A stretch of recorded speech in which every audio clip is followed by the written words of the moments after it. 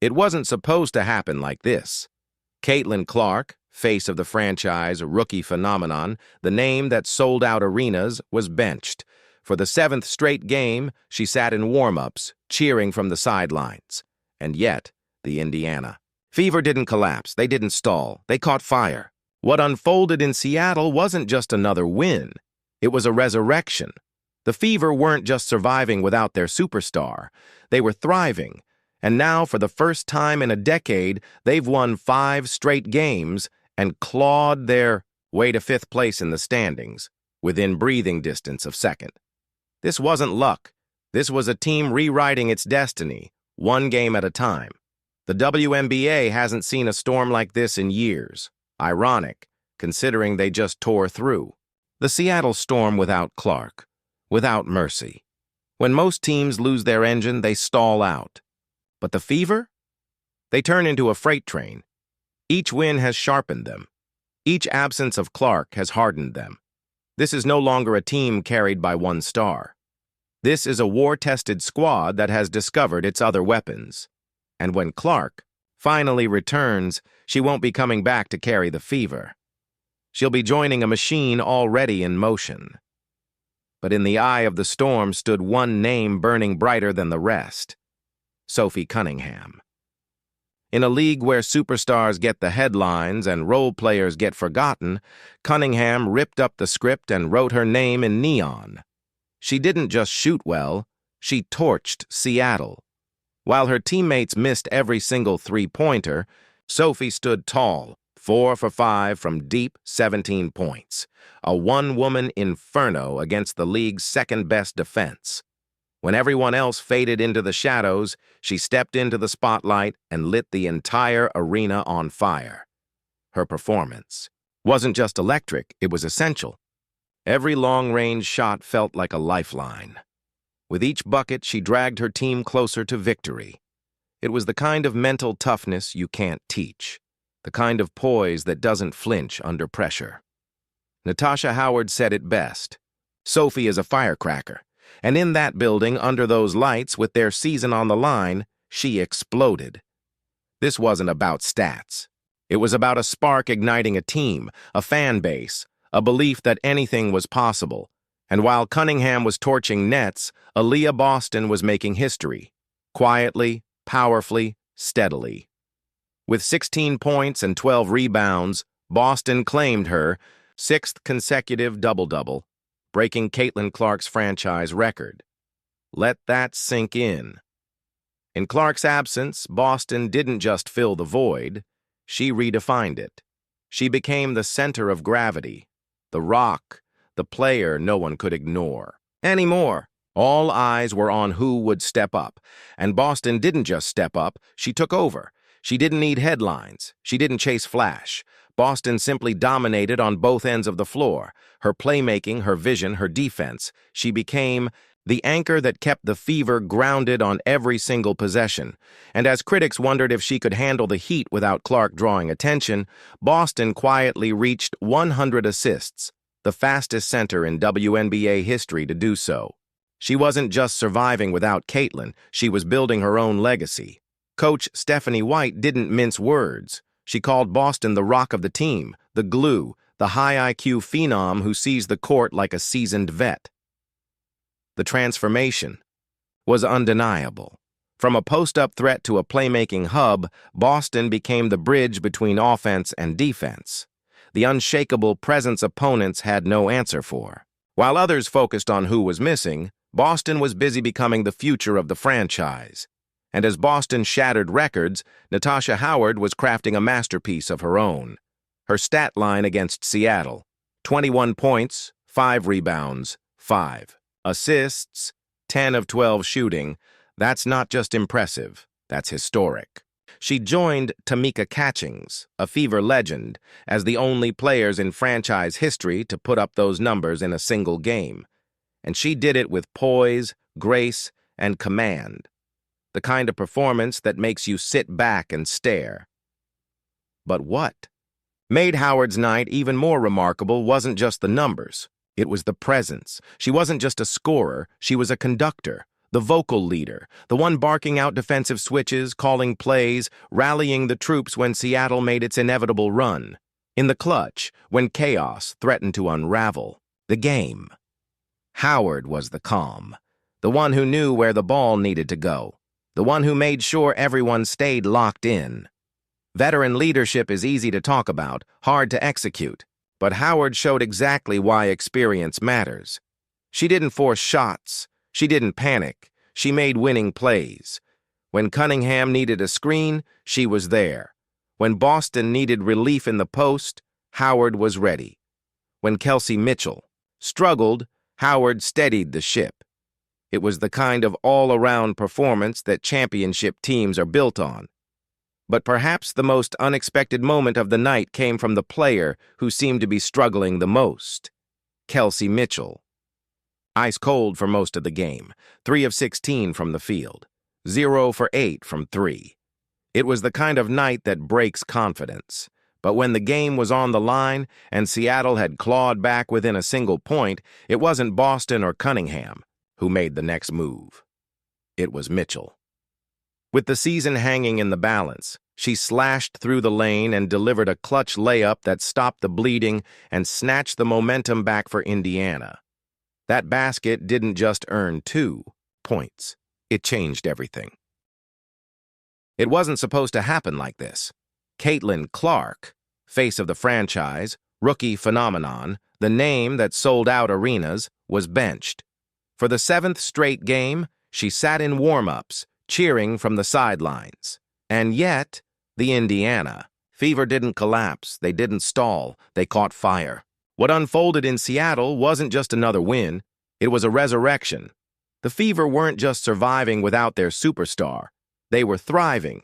And now, for the first time in a decade, they've won 5 straight games and clawed their way to 5th place in the standings, within breathing distance of 2nd. This wasn't luck. This was a team rewriting its destiny, one game at a time. The WNBA hasn't seen a storm like this in years. Ironic, considering they just tore through. The Seattle Storm without Clark, without mercy. When most teams lose their engine, they sputter. But the Fever? They turned into a freight train. Every win sharpened them. Every absence of Clark hardened them. This is no longer a one-star show. It's a war-tested unit that's discovered its hidden arsenal. And when Clark returns, she won't be stepping into a broken system needing repair. She'll be joining a machine already running full speed. At the center of the chaos, one name burned brighter than the rest: Sophie Cunningham. In a league that often forgets role players, she stole the spotlight and set it ablaze. While the rest of the team couldn't hit a 3, Cunningham went 4 for 5 from deep, pouring in 17 points against one of the stingiest defenses in the league. When the moment begged for someone to rise, she didn't hesitate. She lit up. The perimeter with the kind of poise and urgency that can flip playoff destinies. Her performance wasn't just about buckets, it was about belief. Each shot was a statement. Each make was a message. We're still here. While Sophie scorched, the Nets, Aaliyah Boston, was quietly bending history. With 16 points and 12 rebounds, she notched her 6th consecutive double-double, surpassing Caitlin Clark's franchise record. But records aren't what defined her night. Presence did. In Clark's absence, Boston became the gravitational center, the heartbeat, the player who didn't just steady the ship, she sailed it forward. She commanded the paint, anchored the defense, and created from the high post like a seasoned point forward. While others wondered if she could hold up without Clark drawing defenses away, Boston was too busy building a legacy to worry about doubts. Coach Stephanie White didn't sugarcoat it. She called Boston the glue, the rock, the veteran mind in a sophomore's body. Her 100th assist came faster than any center in league history. She wasn't just stepping up, she was redefining what a big can be in today's game. A fulcrum on both ends, Boston gave Indiana an identity built on intelligence, control, and strength. While the media focused on who was missing, Boston focused on who she could become. And she became the franchise's future. Then came Natasha Howard, crafting a masterpiece with veteran elegance. She finished with 21 points, 5 rebounds, 5 assists, and a jaw-dropping 10 for 12 shooting performance, numbers Z, only matched by Fever legend Tamika Catchings. But stats only tell part of the story. Howard was the voice, the guide, the rhythm in the chaos. She called out switches, calmed storms, and delivered on both ends. Whether screening for Sophie, freeing up Boston, or steadying Kelsey Mitchell. During a shooting slump, Howard did everything, and did it like she's been here before. Because she has. That's what champions look like in motion. Unselfish, unshaken, unstoppable. And yet, perhaps the most dramatic moment of the night came from the player who struggled the most, Kelsey Mitchell. It was a nightmare shooting night. 3 for 16, 0 for 8 from deep. The kind of numbers that usually get a player benched or forgotten. But not Mitchell. Not with the game on the line, not with the season teetering, with Seattle closing. Down by just 1, it was Mitchell who slashed through the lane and hit a clutch layup that stopped the bleeding and preserved the streak. That bucket didn't just crush Seattle's run, it crushed the doubts. It reminded everyone why Mitchell remains one of the most dangerous guards in the league, even on her worst nights. Because when the lights are brightest, she doesn't shrink. She steps up. It's easy to praise players when they're hot, but greatness shows in adversity. Mitchell didn't fold. She kept facilitating, kept defending, racked up 5 assists and 2 steals. She refused to let a cold hand define her night. Instead, she became the hero when her team needed one most. That's not just talent. That's mental toughness. That's championship DNA. And through it all, on the sideline, Caitlin Clark sat, wrapped in a hoodie, but blazing with fire. She clapped. She shouted. She yelled at refs with the same edge that made her a college icon. "You were right in front of her!" she barked, her voice echoing through the arena. She didn't suit up, but she led with every ounce of passion she had. Her absence didn't quiet her. It amplified her, and her team felt it. They weren't just playing for standings. They were playing for each other. For their leader, who couldn't lace up, Clark wasn't sulking. She was setting the tone. When she returns, it won't be to carry the load. It'll be to ignite an engine that's already roaring. Coach White called her absence a blessing in disguise. And she was right. It forced Indiana to find its identity. No longer reliant on one player, they became unpredictable, versatile, dangerous. Sophie lit up. The arc. Boston took control inside. Howard dominated everywhere. Mitchell delivered when it mattered. Each player leveled up. The team found its rhythm and its soul. This isn't just a winning streak. It's a transformation.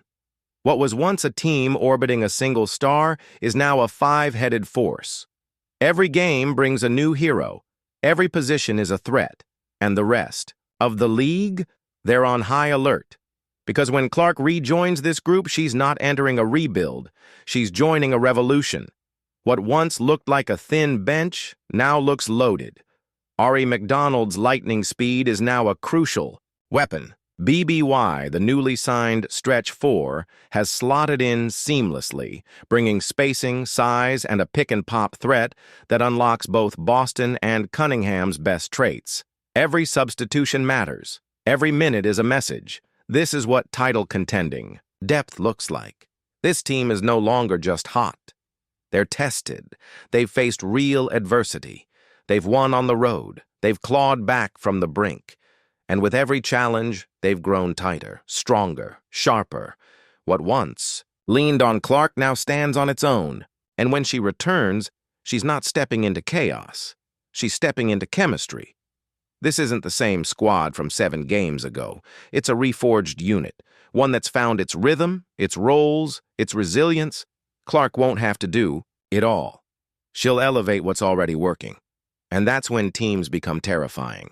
When you combine a generational talent with a functioning system, you don't just get highlights, you get championships. Imagine the gravity Clark draws the moment she crosses half court. Now imagine the space that opens for Cunningham's fire from deep, For Boston's surgical passing, for Mitchell's slicing drives, for Howard's inside-out brilliance, opponents won't be able to double, they won't be able to sag, because every player now demands attention. And Clark? She'll be freer than ever to play her game, within a team that has proven it can win without her. That's the dream. That's the formula. That's how dynasties begin. But none of this happens without buy-in. Every player stepped up and sacrificed.